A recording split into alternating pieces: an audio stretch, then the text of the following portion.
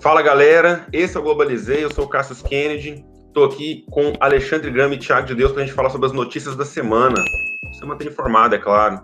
Fala aí, Thiagão, fala aí, Alexandre.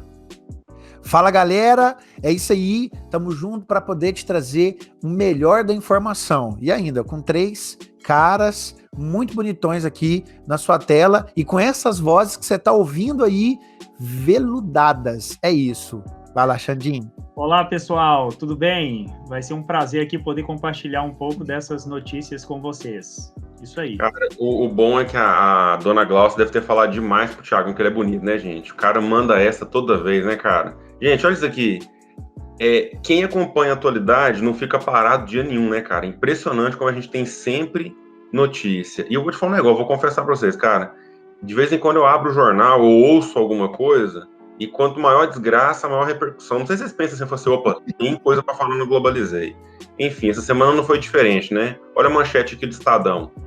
New York Times critica Bolsonaro por aceitar a Copa América com Covid em alta, abre aspas, insanidade completa, fecha aspas.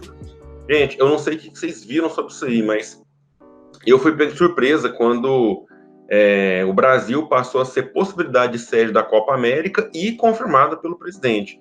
Para quem não sabe aí, né, existem alguns torneios de futebol internacional, a Copa América é um deles, né? Para nós aqui da América, é o principal torneio que tem entre seleções. Então a gente vai receber aqui seleções da Bolívia, da Colômbia, do Equador, do Chile, da Argentina, e claro, o Brasil.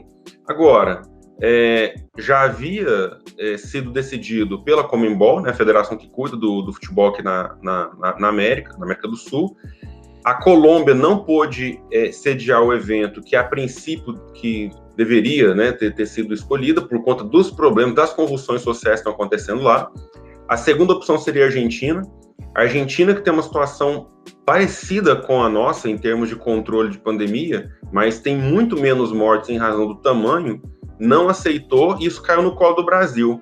E, surpreendentemente, o governo sinalizou. O que vocês acharam disso aí, galera? Eu não vejo nada como surpreendente. Eu vejo que é isso mesmo, era o que a gente esperava. O mais chocante para mim são os discursos daqueles que apoiam o presidente para abocanhar a Copa América, fazendo referência ao Japão. O Japão vai receber os Jogos Olímpicos e por que nós não podemos receber? Vocês sabem aquele ditado que eu acredito que as mães de vocês devem ter falado com vocês a vida toda, esfregado isso na cara suas, sobre você quer alguma coisa com ela diz não, e aí você diz assim, uai, mas o pai do fulaninho aqui, que é vizinho nosso, ele vai ter isso, e por que eu não posso? Aí a sua mãe fala assim para você, se esse menino pular no buraco, você vai pular junto com ele? Aí você era constrangida a dizer assim, não, né, não vou pular. Então, esses comentários que fazem referência ao Japão, para mim, é a negação daquilo que todas as mães ensinaram para os seus filhos. Se o seu vizinho pular no buraco, você pula? Pulo, mamãe. É isso que eu quero fazer mesmo. Então, é a atitude dessas pessoas que querem defender que o Brasil pode receber a Copa América fazendo menção ao Japão. Uma outra coisa que eu quero mencionar aqui Bolsonaro não perdeu tempo, abocanhou isso daí por conta do interesse político na Copa América. Claro. Eu vou fazer uma referência aqui ao uso político do esporte, né, gente? Isso é algo que todos nós já sabemos, né? Isso acontece, sempre aconteceu, é isso mesmo. Vamos pegar, por exemplo, a política do pão e circo, né, na Roma Antiga, que eu acho que é o exemplo maior disso daí, né? Para a gente entender como os romanos eles manipulavam as massas por meio de esportes e comida. E algo mais atual, que eu acho que cabe mais dentro desse contexto, é Berlim, 1936, quando... Desculpa, não resisti.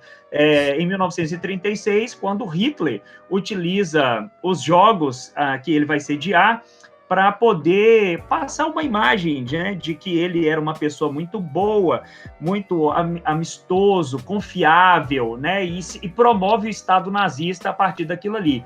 Na verdade, foi uma jogada de Hitler para conseguir, inclusive, apoio internacional, né, um dos objetivos, né? E eu vejo, diante de um isolamento internacional que o Bolsonaro tem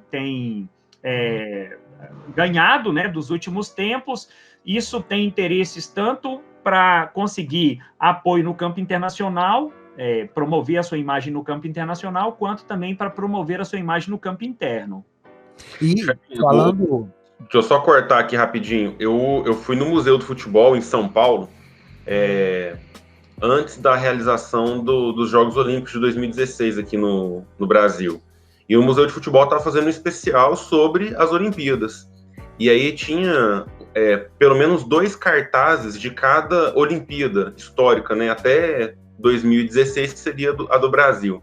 E a de Berlim, de 36, cara, muito bonita, porque a propaganda nazista era impressionante, né, cara? E era um dirigível enorme, bem grande, sobre Berlim, aí a cidade bem pequenininha lá, né? Então, o Estado alemão, enorme, grande, e a Berlim, me lembrava muito, inclusive, a capa do Leviatã, lá do Hobbes.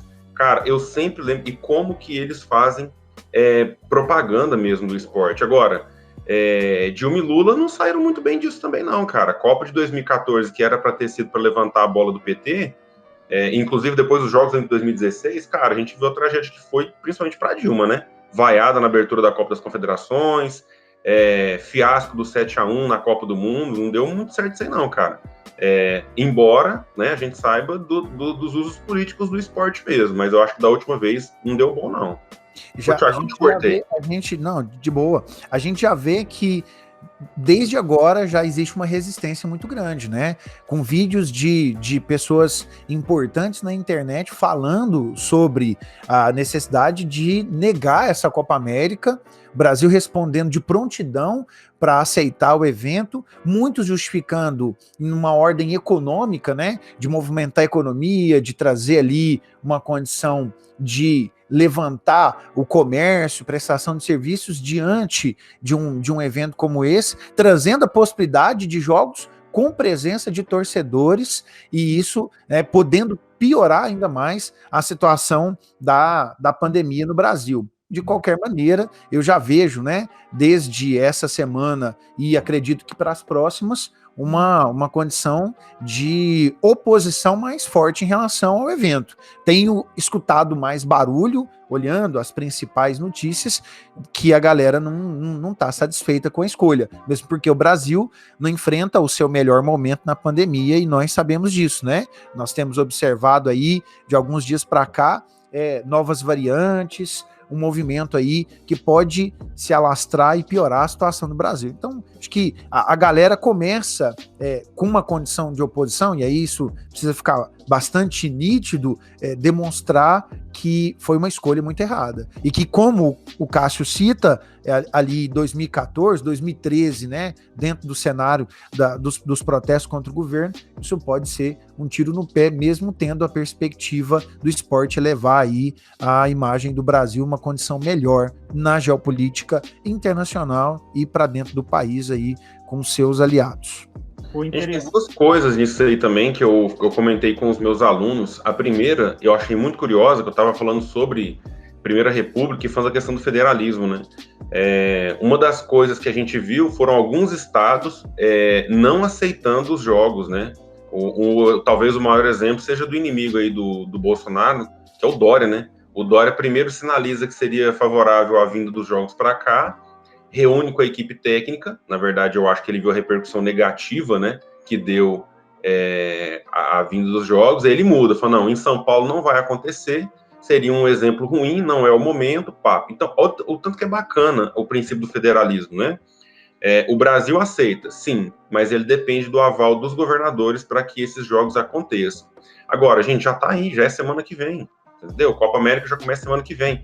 Agora, a gente vai saber na semana que vem se os jogadores, se as comissões técnicas vão topar isso aí, porque tem muitos jogadores que estão pedindo para não jogar a Copa América. Então, não é comum isso no esporte, mas está tendo um movimento dos próprios jogadores e das comissões de falar assim, ó, não quero, ninguém consultou a gente, estávamos preparados para jogar na Colômbia, de repente não é seguro, a gente não vai, coloca a gente em outro lugar, e as nossas famílias, e a nossa saúde, e a nossa vida. Vamos ver o que vai virar isso aí, mas certamente semana que vem a gente vai ter mais repercussão sobre a Copa América, viu?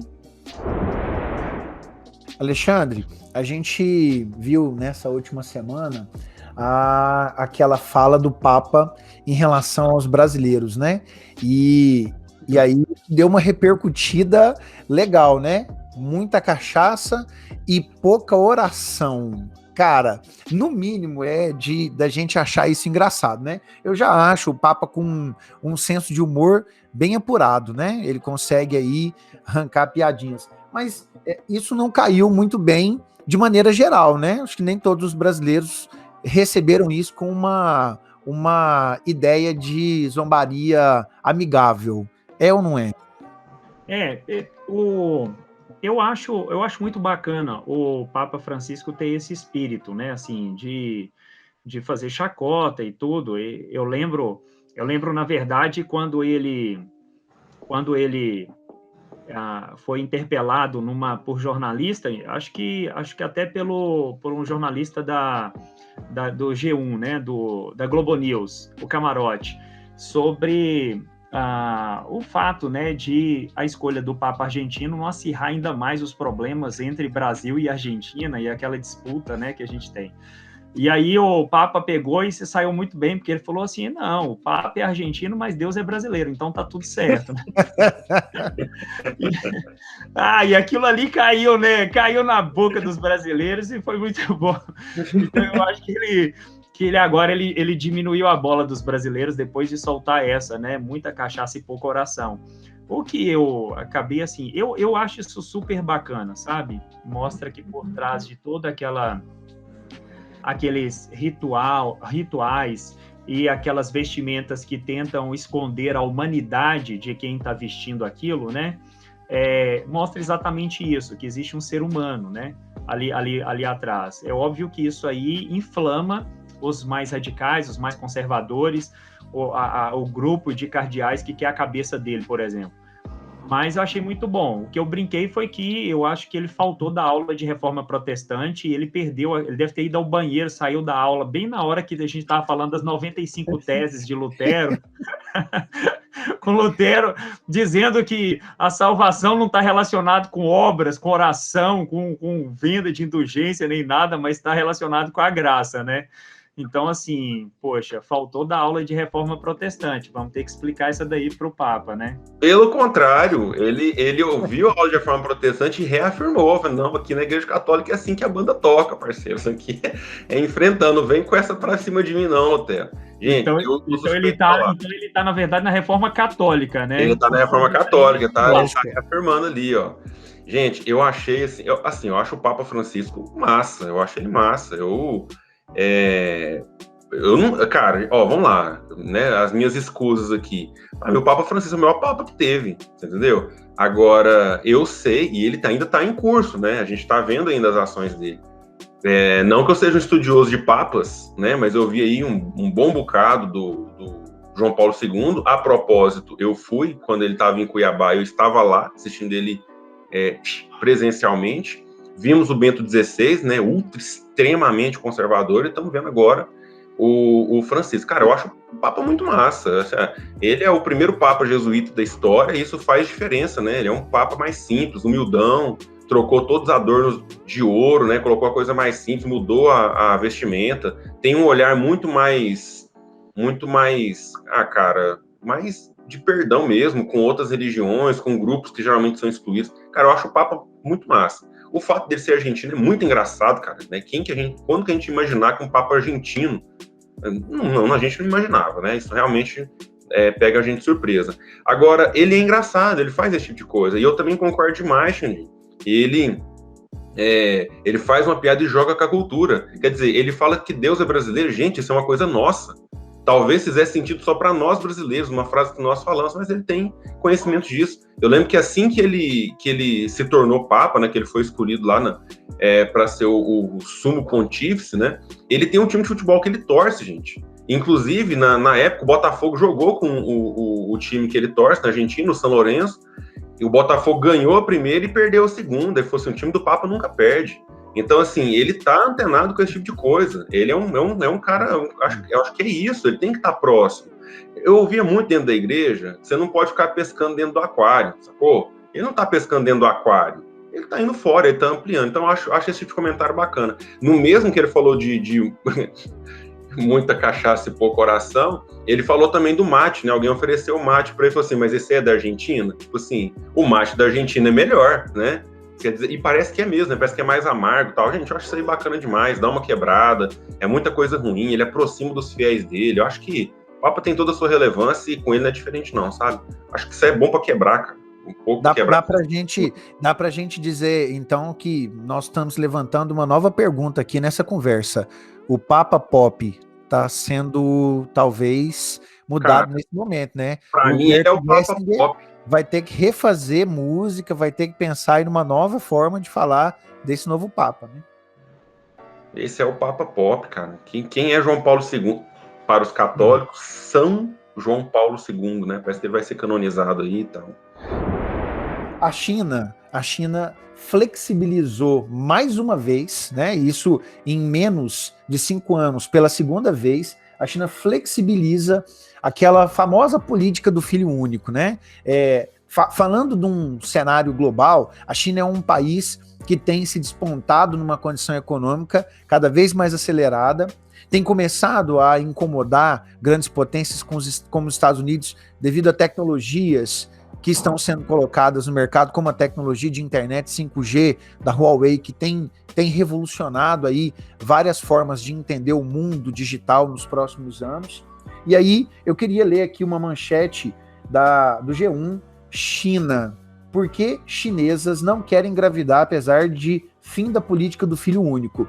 Na verdade, a política do filho único não acabou agora, né? De 2015 para 2016, essa política já é flexibilizada para até 2 filhos e agora possibilidade de 3 filhos por família. E é interessante a gente discutir que um país que tem 1 bilhão e 400 milhões de habitantes, ele vai precisar de mão de obra para sustentar essa economia em crescimento. Nós ainda temos uma população muito numerosa no campo, na China, aproximadamente aí 45% da população chinesa ainda vive no campo, mas a população urbana tem crescido exponencialmente nesses últimos anos, e isso caracteriza aí uma manutenção, uma sustentação de um crescimento econômico bastante acelerado. Mas essa população uma hora envelhece, essa população uma hora não conseguirá se manter como força de trabalho ativa, e é necessário considerar a renovação dessa mão de obra ativa, né? O que a gente chama aí de bônus demográfico. E quando a gente pensa na China, você não vai pensar num país que tem como propósito de política de migração abrir as portas para a chegada de imigrantes de qualquer lugar do mundo, para sustentar essa economia. Então, é uma condição, né, da nossa manchete aqui do porquê as mulheres não querem ter filhos na China. E é uma condição cultural. Da década de 70 até agora, muito foi imposto sobre as mulheres uma restrição sobre o número de filhos, que é, grotescamente falando, uma violência. Como alguém pode direcionar para a sua vida quantos filhos você vai querer ter ao longo aí do período fértil? É uma política claramente malthusiana e que impõe sobre as mulheres uma restrição que é bastante castigadora, né? E nesse sentido, essa cultura foi construída, tendo inclusive marcas extremamente negativas, como aí uma taxa de infanticídio altíssima, porque o filho homem acabava sendo priorizado nessas gestações, já que você podia ter um filho só. E agora o Estado chinês, ele busca insistentemente sustentar o modelo de produção e de consumo que tem se construído e direciona as famílias a terem mais filhos. Só que críticos destacam, né? Sem novas políticas de incentivo a essa natalidade, incentivo esse muitas vezes financeiro, essas famílias não vão querer ter filhos. Filhos na cidade muitas vezes representam custos e, obviamente, as famílias chinesas estão considerando isso. Inclusive, pessoas que são filhos únicos, que tiveram criação de filho único, não vão priorizar aí ter aí vários filhos, considerando toda a condição cultural de criação. Eu não sei se meus amigos têm alguma coisa para contribuir nesse assunto, porque isso interfere numa condição de economia amplamente discutível para todas as áreas da saúde, da educação, porque com mais filhos, mais investimentos, mais movimentação ali da necessidade de escolas, de hospitais, e a economia infla. E aí, vamos lá, eu não sei o que meus amigos Cassius Kennedy e Alexandre Gama teriam para falar disso. A princípio, eu fico pensando o seguinte, quando eu olho essas notícias, assim, e não olhando só para a China agora, eu olho para o Brasil, cara, se o Brasil tem algum tipo de pensamento a longo prazo. Eu tô falando honestamente, sabe? Eu desconfio de que as coisas vão acontecendo e o Brasil vai fazendo, sabe assim? Sabe o e-mail da Pfizer que não é respondido? Sabe assim, mas eu não sei se essa vacina vai funcionar? Eu tô falando a real, me parece que o Brasil não tem esse tipo de planejamento. E aí quando eu vejo essas notícias, como é o da China, ou como os países europeus também se organizam, quer dizer, vamos lá, na minha ignorância, a China está fazendo agora a permissão de que as pessoas tenham mais de um filho. Eu lembro que isso aí foi notícia uns 3 anos atrás, que a política de filho único tinha acabado, né? Quer dizer, antes de eu começar a pensar em dar dinheiro para a família daqui, sei lá, 30 anos, 40 anos, eu já permito agora para que as famílias consigam ou tenham interesse de ter um filho a mais, para retardar cada vez mais a necessidade de você dar um bônus, um subsídio para que a família tenha dinheiro, ou que a China abra, porque a gente sabe que é um regime extremamente fechado, autoritário, para que ela abra para que pessoas de outras nacionalidades entrem no país. Eu não sei se isso provavelmente deve passar, né? Se um cara no interior de Minas Gerais está pensando isso, certamente o alto escalão chinês deve pensar nisso. Porque entrar gente de outras nacionalidades, gente, é cultura que está alterando, sabe? Tem várias diferenças aí, a gente que não está acostumado até com o ritmo que eles trabalham. Me parece que é um super planejamento a longo prazo que eu vejo tipo na Alemanha, no Japão, sabe assim? E hoje, muitos países que sabem que estão se envelhecendo e que precisam de mão de obra, me corrija se eu estiver errado, Thiagão, dá subsídio para as famílias. Eu te dou tanto para que você tenha mais um filho. Eu te dou um tanto é o quê? Eu te dou condições para que você consiga ter filho, coloque na escola e consiga comprar roupa, comida e tudo mais. Então me parece que essa primeira ação da China, gente, eu não sei nada disso, hein? Não sei nada disso. Me parece que é um primeiro passo para não precisar gastar, porque se a partir dessa permissão as pessoas já têm filhos, isso já dá uma diminuída nos gastos que certamente o Estado chinês vai estar. Agora, outra coisa, hein, cara? Brother, você mencionou um negócio aí, que é como que o Estado intervém na vida das pessoas, né? Isso não é novidade para nós, enfim, é um Estado mesmo bem autoritário. Me vem na cabeça aquela veinha, no início da pandemia, que tá saindo de casa, e vai um drone falando com a véia, falando assim, vai para sua casa, seu lugar é dentro de casa, tá tendo uma pandemia. Vai, yala. Assim, cara, imagina você, né? Um drone chega na sua cara, vamos ir para cá. A gente sabe como é que funciona.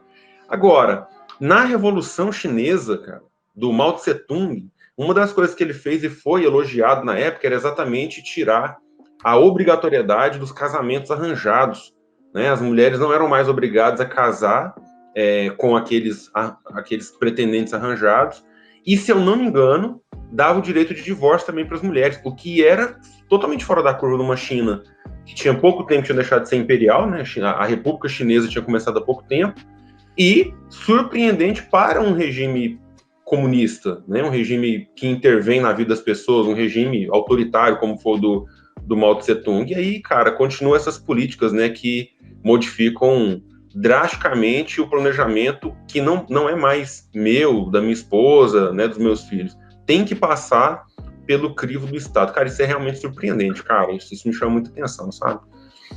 Quando você fala sobre que acha que o Brasil acaba fazendo a coisa à medida que aquilo vai acontecendo e da falta de planejamento, Pode pegar o exemplo com o fato de o governo não ter dado a mínima para a realização do censo do IBGE. Do censo, então, né? Porque as políticas públicas surgem a partir do censo. O que vai ser do Brasil e o que vai ser da população brasileira? Então, eu pego essa notícia que foi trazida aqui agora pelo Tiago para poder falar de uma pesquisa que acabou de ser publicada pela Fundação Getúlio Vargas sobre a população de jovens no Brasil, e que linka um pouco com essa questão que você está falando aí, Kennedy.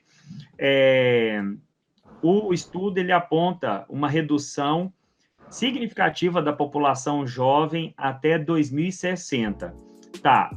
O número, né, de jovens de 15 a 29 anos, né, no Brasil cairá significativamente, então, nos próximos 40 anos, e pode ser reduzida à metade até o fim do século.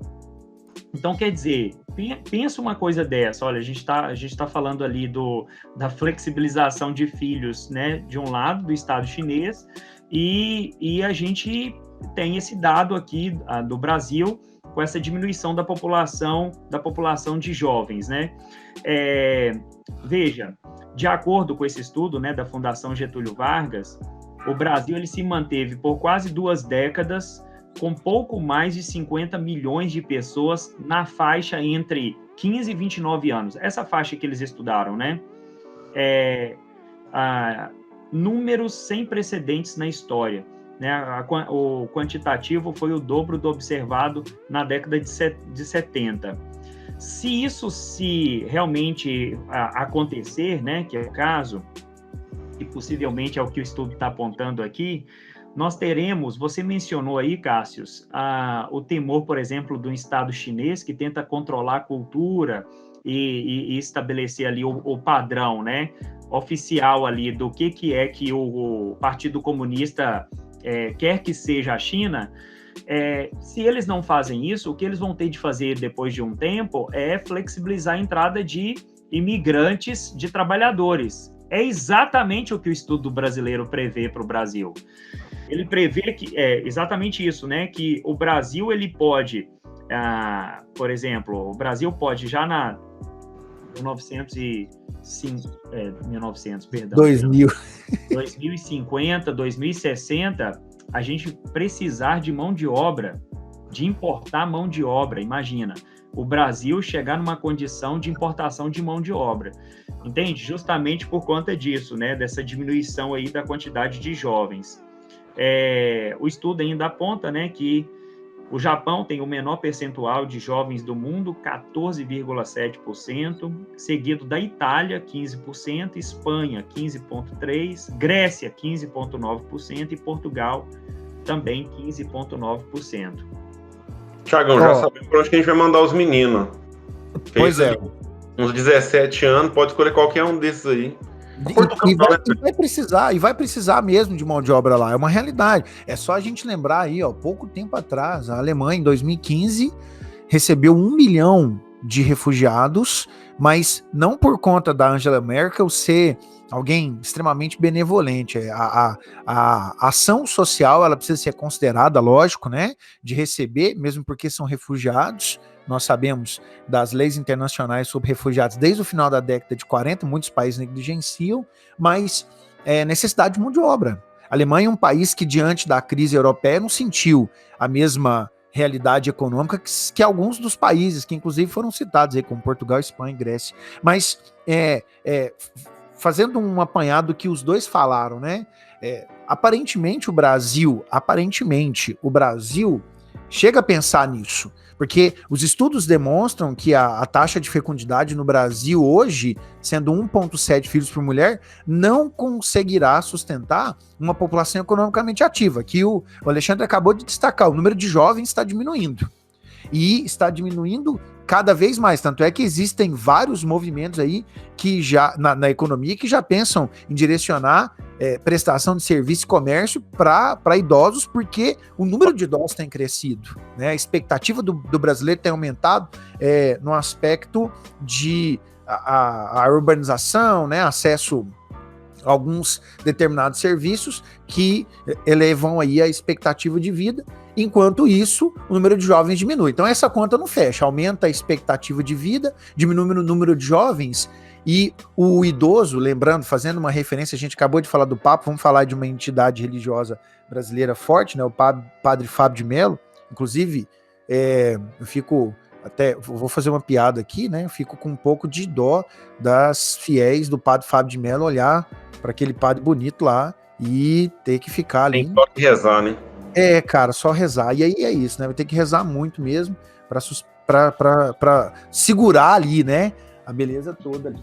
E aí, qual é a fala dele, né? Que o idoso tem que ser considerado um inútil. Não porque, cara, explica isso, Thiago. Como assim o idoso um inútil? Um inútil para o trabalho, né? É interessante considerar que ele precisa, na sua velhice, ser considerado inútil para ser cuidado, e não para ser como no Brasil a gente vê muitas vezes, idosos trabalhando para sustentar aí filhos e netos e famílias que acabam, né, não conseguindo se manter pela condição econômica que a gente entende que o Brasil ainda apresenta uma precariedade gigantesca. Mas aí o Brasil vem e faz uma reforma da Previdência, a uma condição de penalizar os menos favorecidos, numa perspectiva de planejamento futuro. A justificativa era essa, mas a gente entende que ela poderia ser feita de várias outras maneiras, sem impor sobre os menos favorecidos maiores dificuldades, principalmente para a Previdência no futuro. Então, assim, tem esse olhar de que o Brasil tem pensado nisso, mas de maneira errada. Não só a ideia de não se planejar, mas de não ter se planejado da maneira mais eficiente, pegando inclusive exemplos de outros países. Mas é uma realidade que nós vamos precisar de receber imigrantes depois, na segunda metade do século XXI. O estudo geográfico indica isso já desde o início do século. Agora, cuidado, nem a China nem o Brasil estão vivendo ainda nós estamos vivendo um momento de envelhecimento da população, nós ainda estamos no processo de transição e ainda existe uma força de trabalho maior nesse momento. Cuidado ao ouvir o que nós estamos falando, né? Isso é, obviamente, uma perspectiva, lembrando as falas do Cássio, de futuro próximo, tá? O futuro próximo. E só para fechar aqui, o estudo também aponta o efeito da pandemia nesse processo, Thiago, que era uma coisa que os estudos geográficos não previram, né? A pandemia começou aí agora, porque a pandemia está intensificando esse processo, porque o estudo também mapeia a expectativa de vida e de satisfação dos jovens pós-pandemia, e é horrorosa. Então, a pandemia está intensificando a diminuição da taxa de natalidade no Brasil. Aponta o estudo. Um dos efeitos da pandemia é essa, a diminuição da taxa de natalidade no Brasil. E aí a gente pode pensar o seguinte, né? A galera sai menos, se encontra menos, bom, e aí a gente não precisa falar o resto, né? E podemos pensar, antes de ler o estudo completo, né? Entender que é uma consequência real, né? Você tem uma menor movimentação. Agora vamos ver, né? As casas aí com casais aí que estão trancados, né? Muitas vezes é o que dá para fazer, e aí vamos continuar a fala aqui, né? Lá em casa saiu um filho da pandemia, hein, gente? Pois é. Além de aumentar, a gente está superior a 1,7 filho por família e lá na pandemia rendeu, né? Frau! Aí o Cássio mais a Drica, eles acabaram tendo a responsabilidade de garantir ali a taxa de reposição populacional. Pandemia para eles significou pensar no futuro, né, populacional do Brasil e mandar mais um filho aí para o mundo. Vocês estão vendo aí essa situação, né, do Pazuello, que foi o ex-ministro da Saúde, e o Exército apareceu no palanque junto com Bolsonaro, né, recentemente, agora, no último dia 23, e existe, não sei, acredito que nessa altura do campeonato, todos vocês devem saber que o regulamento disciplinar do Exército proíbe que membros do Exército se manifestem politicamente, né? Então, as Forças Armadas, elas não devem se envolver em atos políticos, né? O campo dela é outro, não é o da política. Enfim, e ele subiu no palanque, sem máscara, pós-depoimento na CPI, daquele jeito que todo mundo sabe, né? Que é um jeito diferente do que aquele que ele conversou lá na CPI. E aí, o Eduardo Pazuello, então, toda a imprensa estava esperando ele ser punido pelo comandante do Exército, pelo comando do Exército, pelo fato de ter transgredido uma das regras desse regulamento disciplinar do Exército, né, e do Estatuto das Forças Armadas. Só que o resultado saiu ontem e ele não foi punido, né, e tá todo mundo assim, não sabe o que vai ser da vida depois disso daqui. O que eu acho, assim, chocante nessa história é a reação das pessoas, é a reação da imprensa, é a reação de ministro do Supremo Tribunal, entende? Estou estarrecido, eu estou chocado com essa atitude, como que o Exército não puniu ele? Porque ao não punir o Pazuello, a discussão toda, para quem está nos acompanhando aí agora, era o seguinte: a punição do Pazuello é mais um recado para toda a tropa, para as Forças Armadas, do que propriamente para o próprio ministro, porque o ministro está aí, na ativa e fazendo parte do governo. Então, a questão não é essa, é que a punição dele seria um exemplo para os demais, para que não seguisse aquele caminho. Só que, na verdade, ele foi premiado. Ele acabou de ser premiado, não foi punido, né, nenhuma. O comando do Exército acabou dizendo que recebeu, concordou com a justificativa que foi dada para ele e arquivou lá todo o processo. Bom, enfim, meus caros, é o seguinte, vamos sair dessa ilusão de que o Exército, sabe, assim, olha, o Exército está totalmente, ele é uma instituição apolítica, não existe isso, nunca existiu isso. Se a gente for pegar até, parece que as pessoas não entendem os dados, sabe? Em 2005, nós tínhamos 996 militares ocupando cargos de civis, né, no caso, no governo brasileiro. 2005, nós tivemos menos de 1.000. Só para a gente ter uma ideia, né, 996 em 2005. Agora nós temos 6.755 militares ocupando cargos, entende? Civis, assim, olha, no governo.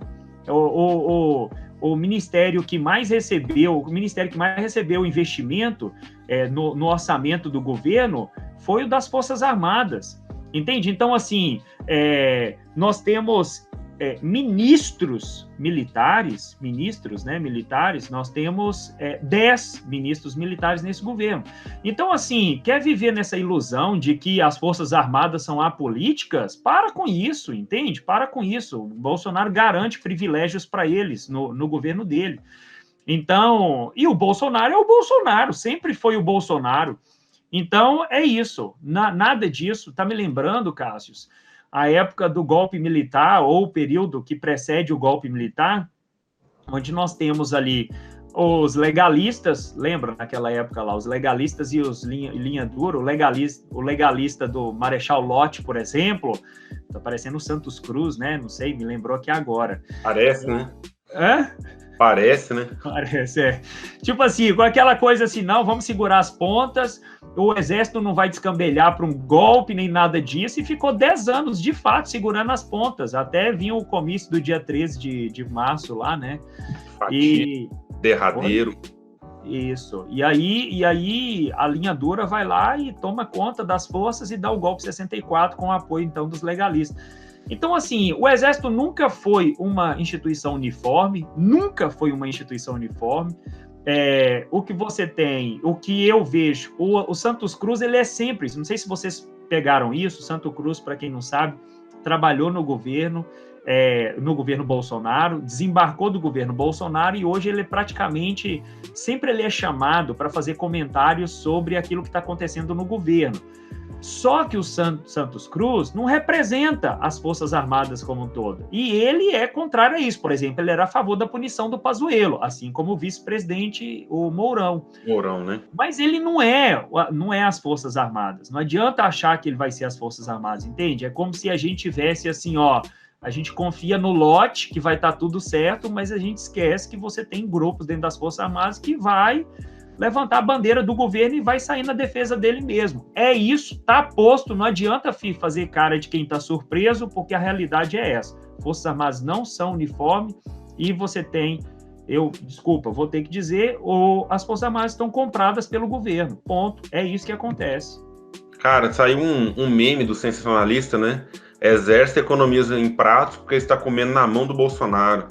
O sensacionalista sempre traz umas boas, né, cara? Esse pessoal que organiza os memes deles são muito bons. E é exatamente isso, cara. Você falando desse número aí que eu não tinha também, mais de 6 mil militares em cargos no governo. Cara, gente, o ministro da Casa Civil é militar, cara. Sabe? O ministro da Casa Civil é militar, que é o Eduardo Ramos, né? Então é isso, cara. Tá dado. Eu também acho que não tem essa neutralidade que se espera, né? Uma força que defenda o Estado e não o governo. Não vejo isso. Me lembro do caso lá do ano passado, não lembro agora, foi no meio do ano também, que o chefe do Estado-Maior das Forças Armadas lá dos Estados Unidos acompanhou o Trump na igreja, indo pra igreja, sabe?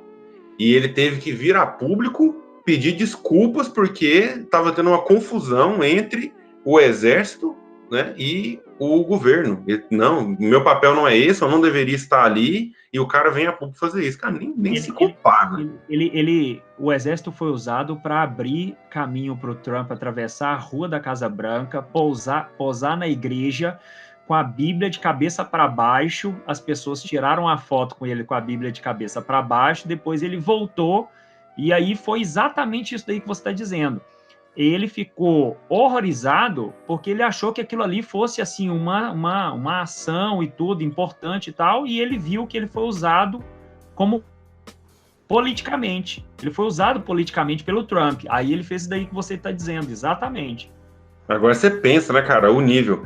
Eu fico pensando se, né, 2022, eleições, eu fico imaginando se o resultado ele não vai ser o esperado para o Bolsonaro, se a gente vai ter uma invasão do Capitólio também, porque se a gente tiver, cara, a nossa tradição democrática não é a tradição democrática dos Estados Unidos, né, cara? Eu fico um pouco preocupado. Se esse aqui fosse o da coisa e eu fosse o Reinaldo Azevedo, ia acontecer um momento cultural. Lembra daquela parte do filme do Pantera Negra? Depois que o Pantera Negra é derrotado e dá lugar ao trono pro Killmonger, e aí a família, né, que era a família que estava no poder, reclama do rito e pede para a ala das mulheres generais, que eu esqueci o nome da ala agora, fala assim, a gente não pode deixar de chegar ao trono. E ela fala o seguinte, como assim?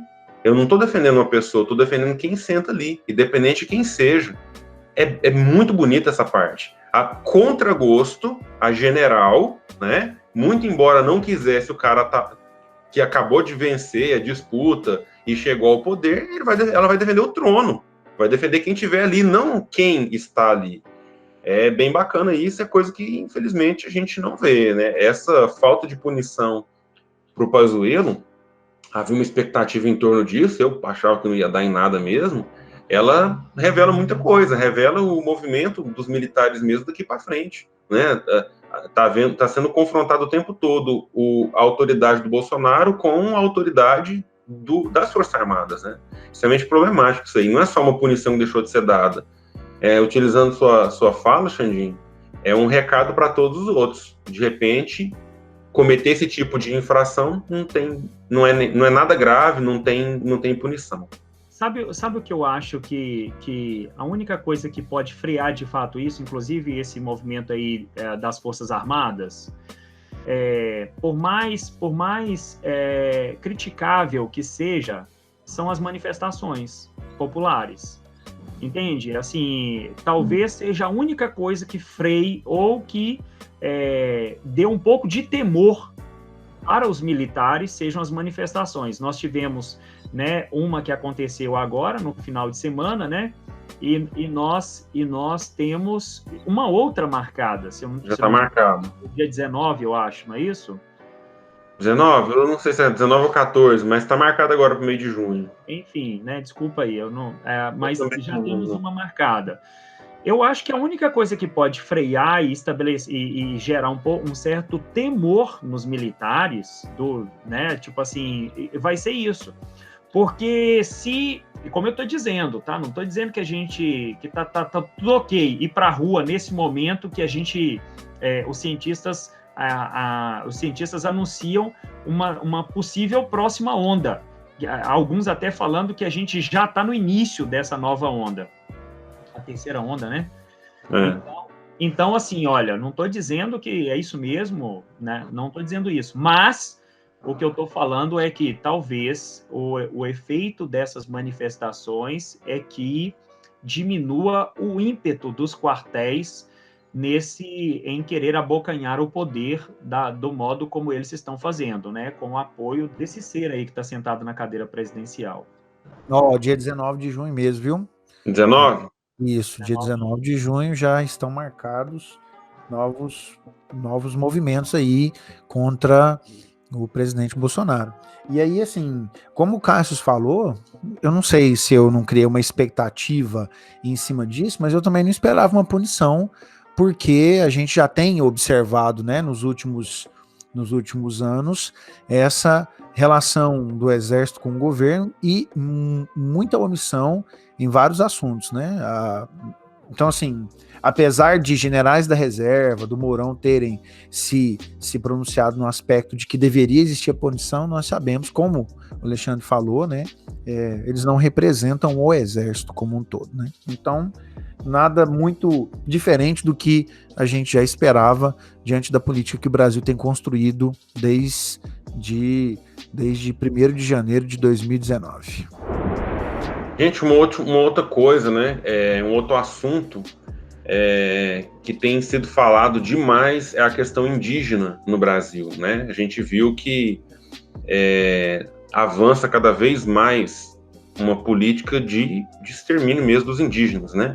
E dessa vez, nos parece, né? Tudo indica, tem que tomar cuidado com as expressões, né? Com o aval do governo, né? Vamos ver uma notícia aqui? Vou pegar aqui, ó. ONU condena, isso aqui tá no G1, ONU condena ataques de garimpeiros a indígenas nas terras Yanomami e Munduruku. Meninos, eu não sei, cara. A gente sempre estuda na escola que os indígenas no Brasil são tratados como uma categoria menor, atrasada, inferior, quem não tem inteligência de escolher as mesmas coisas que, né, nós chamados de homens brancos temos. Só que agora tá demais, né? Assim, a gente tem recentemente uma política de preservação de terras indígenas, né? De demarcação de terras indígenas. Isso é extremamente novo na história do Brasil e é simplesmente ignorado. Esse caso dos Yanomami, cara, é gravíssimo. Eles estão morrendo de fome. Aí você pensa, mas como que indígena morre de fome se, em teoria, eles estão vivendo no meio da natureza? Primeiro, tem uma visão meio torta aí, né? De como que o indígena vive, né? Como se ele fosse obrigado, se ele devesse viver fechado, recluso, né, isolado, para ser indígena. Primeiro começa por aí, mas eu acho que a gente não tem que discutir isso. Mas eles estão morrendo de fome porque aquilo que eles têm à disposição deles está sendo afetado pelo garimpo. Então, primeiro, a contaminação das águas por conta do garimpo e os animais que fogem por conta do desmatamento, fogo e essa abertura, essas clareiras que tem próximas às terras do Yanomami, que é um lugar onde tem metais, né? Então tem muita ação criminosa. Eu falo criminosa porque é ilegal, mas quando a gente vê que os esforços do Estado eles são insuficientes e são negligentes, não dá para falar que é criminoso mais, né? É como se eles tornassem a ação ilegal legal para não ter que punir as pessoas que estão fazendo isso. E, nenhuma surpresa, porque foram várias vezes que o Bolsonaro falou, ainda em campanha, de que levaria economia para a região norte, né, que desenvolveria, que não teria mais terra indígena. Foram várias vezes, né, assim, não é surpresa.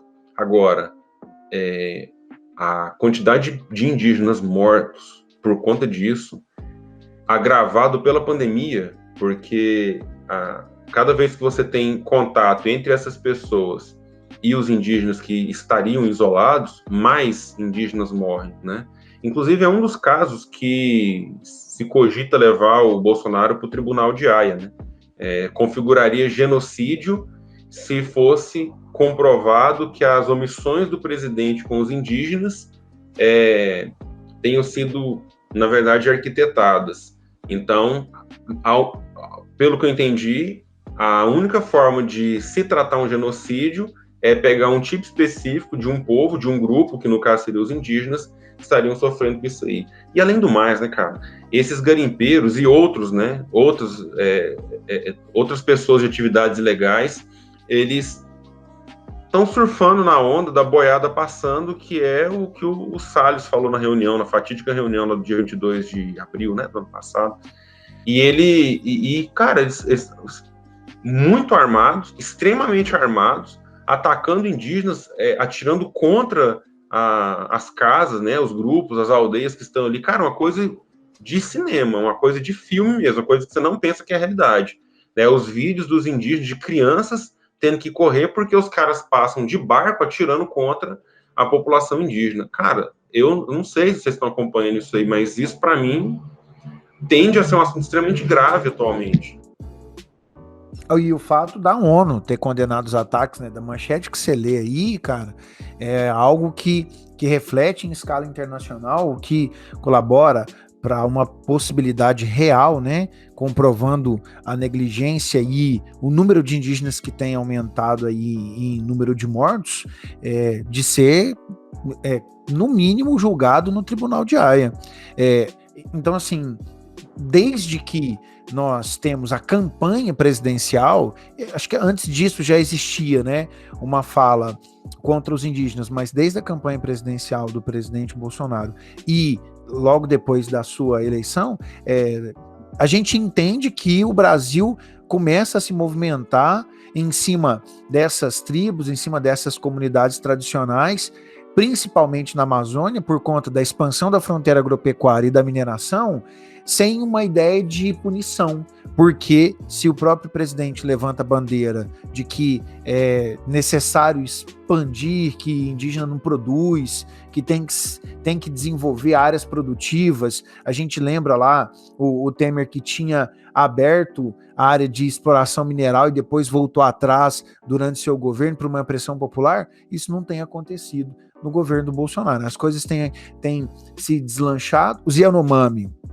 já tem sofrido historicamente com ocupação das suas terras, redução das áreas onde eles desenvolvem as suas ações, seus hábitos, suas condições culturais, e isso agora fica ainda mais alastrado, né? Não é à toa que a gente pode dizer que grandes áreas do Brasil estão construídas em cima de cemitérios de indígenas, né? O calcário daquela área ali pode ser associada aos ossos de vários indígenas que foram mortos no processo de desenvolvimento do nosso país. É o cavaleiro do apocalipse dos trópicos, né? E isso é assim que eu vejo, né, o presidente. Porque, e outra é porque ele está sendo muito fiel ao que ele sempre falou. Não tem nada de novo nisso daí, todo mundo que apoiou ele sabia exatamente o que ele indicou, exatamente isso, que ele ouviria os garimpeiros, né? Vocês devem ter visto aí que, inclusive, os líderes de garimpo, de madeireiras, inclusive, utilizaram avião das forças, helicóptero das Forças Armadas para ir se encontrar com eles em Brasília.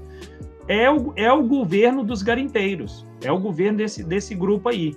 E a visão de Amazônia deles é a mesma dos militares, não tem diferença nenhuma aí.